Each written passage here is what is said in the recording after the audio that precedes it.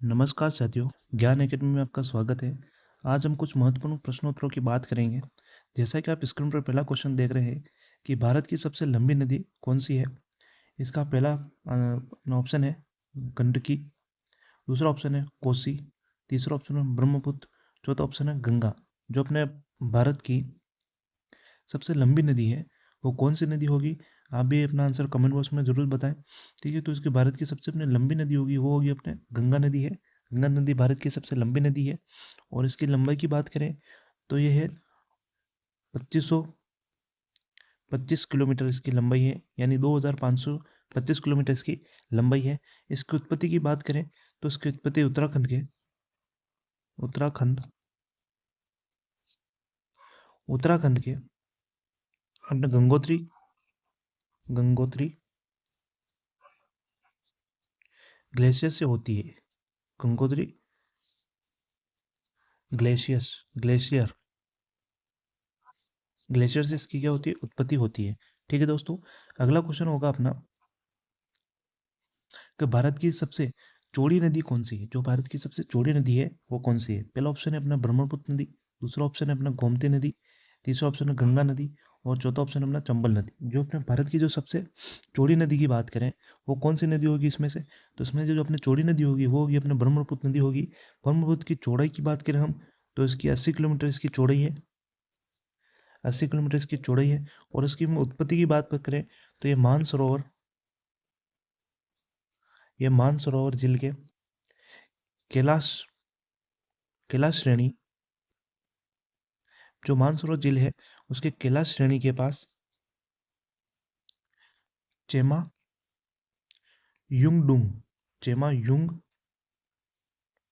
युंगडुंग से ये अपनी उत्पत्ति होती है। और यहाँ से जो चेमा युंगडुंग से जो निकलती है अपने ये नदी चेमा युंगडुंग डुंग से निकलती है। वहां से इसका नाम अपने सियांग सियांग बोल दो या दिहांस सियांग बोल दो या दिहांस के नाम से निकलती है। और ये भारत में जो प्रवेश करती है वह करती है अपने अरुणाचल प्रदेश से। कहाँ से करती है? अरुणाचल प्रदेश के एक शहर है, अरुणाचल प्रदेश का शहर है सादिया शहर। अरुणाचल प्रदेश के सादिया शहर से ये भारत में क्या करती है? प्रवेश करती है। और इसकी लंबाई की आपने बात कर ली, सॉरी हमने चौड़ाई की बात कर ही ली थी। वो 80 किलोमीटर इसकी क्या है? चौड़ाई है। ठीक है दोस्तों, अपना अगला क्वेश्चन होगा जो भारत की सबसे ऊंची मीनार कौन सी है। अपने जो भारत की सबसे ऊंची मीनार है वो कौन सी? चार मीनार, कुतुब मीनार, जलता मीनार या शहीद मीनार। सॉरी, जुलता मीनार या शहीद मीनार। जो अपने भारत की जो सबसे ऊंची मीनार है वो इनमें से कौन सी होगी? अपना आंसर भी कमेंट बॉक्स में जरूर देना दोस्तों। और जो इसका जो आंसर होगा वो होगा अपने कौन सा? कुतुब मीनार। कुतुब मीनार अपने भारत की सबसे ऊंची मीनार है। ठीक है, और इसकी जो ऊंचाई है वो 73 मीटर है। 73 मीटर इसकी ऊंचाई है। ये दिल्ली में स्थित है। दिल्ली में स्थित है। ईंटों की बनी हुई है। ईंटों की बनी हुई है। और यूनेस्को ने भी इसको विश्व धरोहर में शामिल किया हुआ है। यूनेस्को के द्वारा यूनेस्को यूनेस्को द्वारा विश्व धरोहर में धरोहर क्या शामिल है। ठीक है, और इसका जो निर्माण कराया था किसका? कुतुब मीनार का। वह कराया था 1199 में कुतुबुद्दीन अपने गुलाम वंश का कुतुब कुतुबुद्दीन कुतुबुद्दीन ऐबक ने इसका क्या कराया? निर्माण कराया 1199 में। ठीक है दोस्तों, अगला क्वेश्चन होगा अपना कि जो भारत का सबसे लंबा बांध कौन सा है। जो भारत का अपने सबसे लंबा बांध है वो कौन सा है? भाखड़ा बांध, इंदिरा सागर बांध, हीराकुंड बांध या नागार्जुन बांध। जो अपने भारत का सबसे जो लंबा बांध की बात करें, बांध की बात की जाए तो अपना कौन सा बांध होगा? जो अपने भारत का सबसे लंबा बांध होगा वो होगा अपना कौन सा? हीराकुंड बांध। हीराकुंड बांध है ये भारत का सबसे लंबा बांध है और ये अपने उड़ीसा राज्य में स्थित है। उड़ीसा राज्य में स्थित है। और नदी की बात करें तो महानदी पर स्थित है, महानदी पर। और इसकी अपने लंबाई की बात करें, ठीक है, तो इसकी लंबाई होगी 25.8 किलोमीटर। 25.8 किलोमीटर इसकी लंबाई है। और उड़ीसा के प्रॉपर हम जिले की बात करें तो कौन से जिले में स्थित है, तो संबल संबलपुर जिले में स्थित है। ठीक है दोस्तों, अगला क्वेश्चन की बात करेंगे कि भारत की सबसे लंबी सुरंग कौन सी है। अपने जो भारत की सबसे लंबी सुरंग है वह कौन सी है?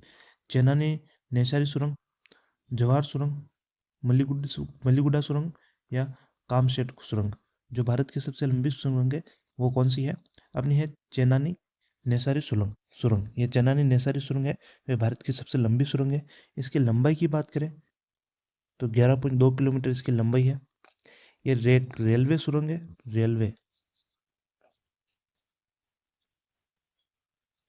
एक रेलवे सुरंग है। और ये जम्मू कश्मीर में स्थित है। कहाँ स्थित है? जम्मू कश्मीर में स्थित है। ठीक है, और जम्मू कश्मीर की बात करें, जो वहाँ के जो स्थल नाम की बात करें तो वहाँ पे इसको पीर पंजाल पीर पंजाल पीर पीर पंजाल रेलवे लाइन भी कहते हैं, रेलवे लाइन कहते हैं। ठीक है दोस्तों, और ये जो जम्मू कश्मीर है, जो अपने जम्मू कश्मीर बनिहाल जम्मू कश्मीर के बनिहाल कांजीगुंड रेलवे लाइन पर बनी हुई है, रेलवे लाइन पर बनी हुई है। ठीक है दोस्तों, सिंपल सा क्वेश्चन है, इंपॉर्टेंट क्वेश्चन भी है कि भारत की सबसे लंबी सुरंग कौन सी है। तो आप बता सकते हैं कि चेनानी नेसारी सुरंग है। इसकी जो अपने लंबाई है वो 11.2 किलोमीटर है। ठीक है, और ये जम्मू कश्मीर में, अपने जम्मू कश्मीर में इसके उपनाम की बात करें या अन्य नाम की बात की जाए तो पीर पंजाल रेलवे के नाम से जाना जाता है। ठीक है, और जम्मू कश्मीर के जो रेलवे किस रेलवे लाइन पर स्थित है, तो ये बनिहाली कांजीगुंड के रेलवे पर स्थित है। ठीक है दोस्तों, इंपॉर्टेंट क्वेश्चन है, इस क्वेश्चन को भी आप ध्यान में रखना। और जो भारत की सबसे ऊंची मीनार है वो कौन सी है? जो भारत की सबसे ऊंची मूर्ति, सॉरी मीनार तो अपने कौन सी हो गई थी अपने, आप बता सकते हो मीनार कौन सी थी अपने? सबसे जो ऊंची मीनार कौन सी थी अपने? कुतुब मीनार थी। ठीक है, तब हम बात करें मूर्ति की कि भारत की सबसे ऊंची मूर्ति कौन सी है, इसको हम भारत की सबसे ऊंची मूर्ति कौन सी वो बताना है। ठीक है दोस्तों, तो अपना पहला जो ऑप्शन है वो है Harmandir Sahib, Hampi, Statue of Unity या गौतमेश्वर। तो क्वेश्चन से आपको पता ही चल गया होगा कि भारत की सबसे ऊंची मूर्ति होगी वो कौन सी होगी? Statue of unity. लेकिन इसके बारे में ये जानकारी भी रहनी चाहिए, भारत की नहीं है, विश्व की सबसे ऊंची मूर्ति है। विश्व की सबसे ऊंची मूर्ति है। और जो इस मूर्ति का निर्माण कराया था वो 2018 में कराया था। ठीक है, 2018 में इसका कार्य संपूर्ण हो गया था। ठीक है, और ये जो मूर्ति स्थित है वह गुजरात में स्थित है। ठीक है, गुजरात में स्थित है। और जो इस मूर्ति की जो हम बात करें लंबाई की, वो 182 मीटर है, 182 मीटर है। ठीक है, और ये मूर्ति बात करें किसकी है, तो सरदार वल्लभ भाई पटेल की, सरदार वल्लभ भाई पटेल की है, जिनको भारत का हम क्या कहते हैं, लौह पुरुष कहते हैं, लौह पुरुष के नाम से जानते हैं इनको। ठीक है, इनको भारत का गृह मंत्री भी बनाया गया था उस समय। और इनको लौह पुरुष क्यों कहते हैं? इन्होंने जब भारत में वल्लभ भाई द्वारा, वल्लभ भाई इनको हम लौह पुरुष के नाम से इसलिए जानते हैं क्योंकि इन्हें जब हम अपने भारत के अंदर 565 रियासत थी, इनका एकीकरण वल्लभ भाई पटेल के द्वारा किया गया है। ठीक है दोस्तों, इंपॉर्टेंस थी आपको बताई मैंने। अगला क्वेश्चन है अपना, माउंट एवरेस्ट पर चढ़ने वाली पहली भारतीय महिला कौन सी है? जो अपने माउंट एवरेस्ट पर चढ़ने वाली पहली भारतीय महिला, ये ध्यान रखना, पहली भारतीय महिला अपनी कौन सी है? ऑप्शन होगा कल्पना चावला, रजिया सुल्तान, बछेंद्री पाल या सुचेता कृपलानी। जो अपने माउंट एवरेस्ट पर चढ़ने वाली जो पहली महिला है वो कौन है? कल्पना चावला है, रजिया सुल्तान है, बछेंद्री पाल है या सुचेता कृपाल। जो इसका अपना आंसर होगा वो होगा अपना कौन सा, बछेंद्री पाल। बछेंद्री पाल अपने भारत की पहली महिला है जो माउंट एवरेस्ट पर चढ़ी है। ठीक है। और जो इनका जो हम स्थान बात करें, ये कहाँ की है, तो ये उत्तराखंड की है। उत्तरा उत्तराखंड की है ये। और जो माउंट एवरेस्ट पर चढ़ाई की थी वो 1984 में इन्होंने माउंट एवरेस्ट पर चढ़ाई की थी। और इसीलिए इनको 2019 में 2019 में इनको क्या मिला था, पद्म भूषण मिला था। क्या मिला था, पद्म भूषण। क्या मिला था, पद्म भूषण पुरस्कार दिए गए इनको 2019 में। ठीक है दोस्तों, कल्पना चावला की बात करते हो तो अंतरिक्ष में जाने वाली पहली महिला है, ये तो आपको सबको ही पता ही है।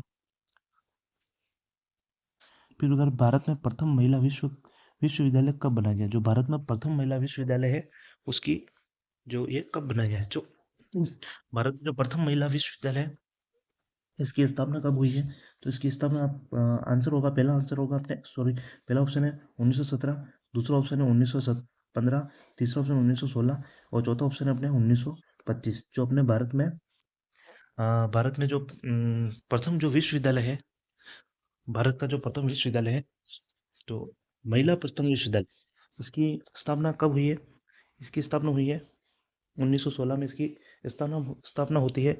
और 1916 में पूरी इसकी डेट पूछे कोई तो 2 जुलाई याद रखना, 2 जुलाई 1916 में इसकी स्थापना होती। और इसकी स्थापना होती है, ये पुणे में होती है, पुणे में इसकी स्थापना होती है। और जो इसकी स्थापना की थी वो की थी महर्षि डॉक्टर धोंडो धोंडो केशव कर्वे, महर्षि डॉक्टर धोंडो केशव कर्वे के द्वारा इसकी स्थापना की गई है। और इसके नाम की बात करें तो श्रीमती नाथीबाई दामोदर ठाकरे से महिला विश्वविद्यालय इसका नाम है। श्रीमती नाथीबाई दामोदर ठाकरे महिला विश्वविद्यालय इसका नाम है, जो पुणे में स्थित है। और इसकी स्थापना की बात कर ली गई थी 2 जुलाई 1916 को इसकी स्थापना होती है। ठीक है दोस्तों,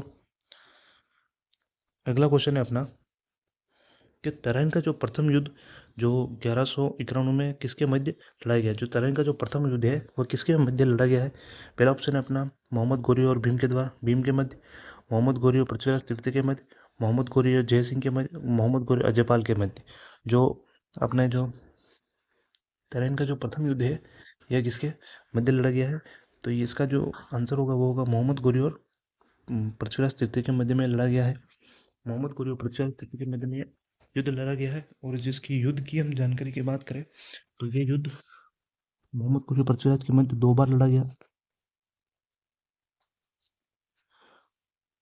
प्रथम युद्ध 1191 में, जिसमें मोहम्मद गौरी की क्या हुई, हार।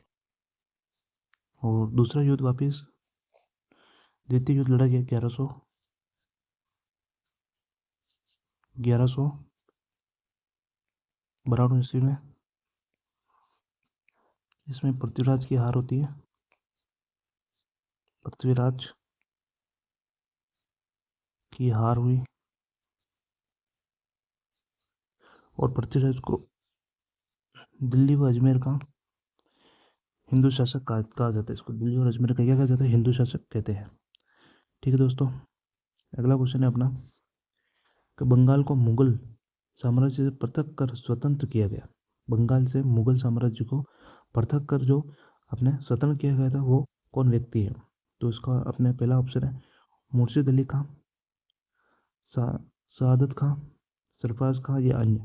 जो बंगाल को जो पृथक करके जो अलग कर मुगल साम्राज्य जो पृथक कर स्वतंत्र किया गया था वो कौन व्यक्ति है, वो व्यक्ति है अपने कौन, नवाब मुर्शिद अली खां। मुर्शिद अली खां ने बंगाल को मुगल साम्राज्य से पृथक करके स्वतंत्र किया गया। ठीक है दोस्तों, अगला क्वेश्चन है कि विधवा पुनर्विवाह कानून कब बना, जो विधवा पुनर्विवाह कानून है ये कब बना गया। पहला ऑप्शन है 1853, दूसरा ऑप्शन में 1856, तीसरा ऑप्शन है 1863, दूसरा और चौथा ऑप्शन है अपना 1865। जो विधवा पुनर्विवाह का जो कानून लगाया गया था वो लगाया गया था 1856 में। 1856 में विधवा पुनर्विवाह कानून की जो स्थापना की गई या लगाया गया था वो लगा 1856 में लगाया गया। ठीक है दोस्तों, अगला अपना प्रश्न उत्तर है। प्रश्न है कि अंग्रेजों ने फूट डालो शासन करो नीति कब अपनाई गई थी? अंग्रेजों द्वारा फूट डालो शासन नीति कब अपनाई गई थी? फूट डालो और शासन करो की नीति कब अपनाई गई थी? पहला ऑप्शन है 1877 में, 1833 में, 1858 में, 1799 में। जो अपने फूट डालो शासन की जो अपने नीति अपनाई गई थी वो अपनाई गई थी 1858 में अपनाई गई थी। और ये जो व्यक्ति है जो लागू किया था वह किया था अपने लॉर्ड कर्जन द्वारा। लॉर्ड कर्जन द्वारा क्या किया गया था? 1858 में फूट डालो शासन करो की राजनीति अपनाई गई थी। ठीक है दोस्तों, अगला ऑप्शन है इंग्लैंड में गृह युद्ध कितने वर्ष तक चला? जो इंग्लैंड में गृह युद्ध चला था, विश्व गृह युद्ध चला था, वो कितने वर्ष तक चला? पहला ऑप्शन है 4 वर्ष, दूसरा ऑप्शन 7 वर्ष, तीसरा ऑप्शन है 2 वर्ष और चौथा ऑप्शन 10 वर्ष। जो इंग्लैंड में गृह युद्ध चला था वह चला था अपने 10 वर्ष तक चला था और इसमें 3 युद्ध भी शामिल थे। 3 युद्ध शामिल 3 युद्ध शामिल थे और ये हुआ था अपने ये युद्ध हुआ था चार्ल्स प्रथम व संसद के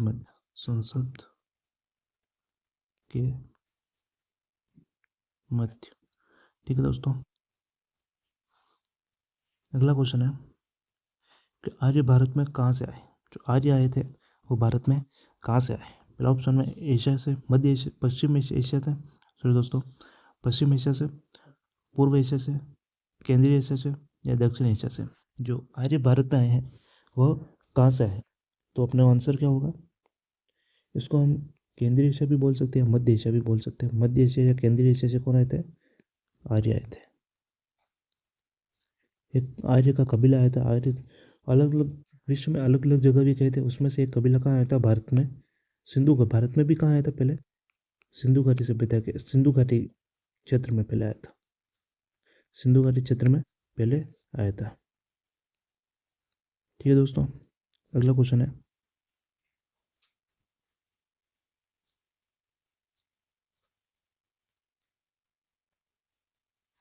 कि किस अवधि में रामायण व महाभारत की रचना हुई थी? कौन सी जो अवधि थी उसमें रामायण और महाभारत की रचना होती है? सिंधु घाटी अवधि में, द्रविड़ अवधि में, वैदिक अवधि में, आर्य अवधि में? जो रामायण और महाभारत की जो रचना हुई थी वो हुई थी अपने वैदिक अवधि में इसकी रचना होती है। ठीक है दोस्तों, अगला क्वेश्चन है जो पानीपत की दूसरी लड़ाई किसके बीच हुई थी? जो पानीपत की जो दूसरी लड़ाई हुई थी वह किसके मध्य हुई थी? बैरम खां हेमू के द्वारा या बैरम खां हेमू के द्वारा, अकबर और मिर्जा हकीम के द्वारा, अकबर और बैरम खान के द्वारा, अकबर और राणा प्रताप के द्वारा? जो पानीपत का युद्ध हुआ था वो ऑप्शन होगा अपने बैरम खां और हेमू के द्वारा। बैरम अकबर का क्या था? सेनापति था, सेनापति था। ठीक है, और जो हेमू है इसका जो मूल नाम की बात करें हेमचंद्र विक्रमादित्य, हेमचंद्र विक्रमादित्य क्या इसका मूल नाम है। और जो युद्ध हुआ था पानीपत का ये हुआ था अपने 5 नवंबर 1556 में युद्ध होता है। ठीक है दोस्तों, और टोटल पानीपत के 3 युद्ध हुए थे।